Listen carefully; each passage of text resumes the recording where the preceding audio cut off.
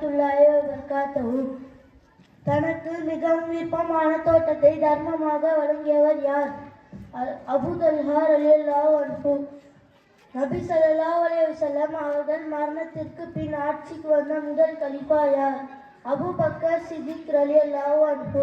நபி ஸல்லல்லாஹு அலைஹி வஸல்லம் அவர்கள் ஹிஜ்ரத்திற்கு முன் மதீனாவுக்கு இஸ்லாத்தை எத்தி வைக்க அனுப்பப்பட்ட நபி தோழர் யார்? முஸ்அப் இப்னு உமைர் ரலியல்லாஹு அன்ஹு. நபி ஸல்லல்லாஹு அலைஹி வஸல்லம் அவர்கள் காலத்தில் முதலில் இஸ்லாத்தை ஏற்ற சிறுவர் யார்? அலி ரலியல்லாஹு அன்ஹு. நபி ஸல்லல்லாஹு அலைஹி வஸல்லம் அவர்கள் நோயுற்று இருந்த இறுதிகளை தொழ வைத்த நபி தோழர் யார்? அபூ பக்கர் ரலியல்லாஹு அன்ஹு. உஹது போரில் முஸ்லிம்களையும் முஹத்தாப்களையும் எதிரிகளையும் கதிகலங்க செய்தவர் யார்? வாலித் பின் வலீத் ரலியல்லாஹு அன்ஹு.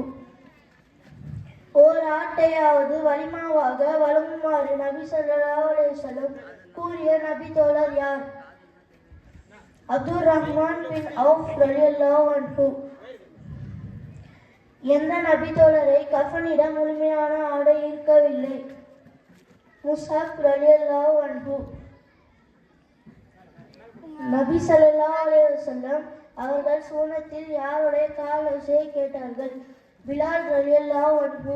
நபி ஸல்லல்லாஹு அலைஹி வஸல்லம் அவர்கள் ஆரம்ப காலத்தில் நபி தோழர்களோடு ஒன்று கூடிய இடம் எது?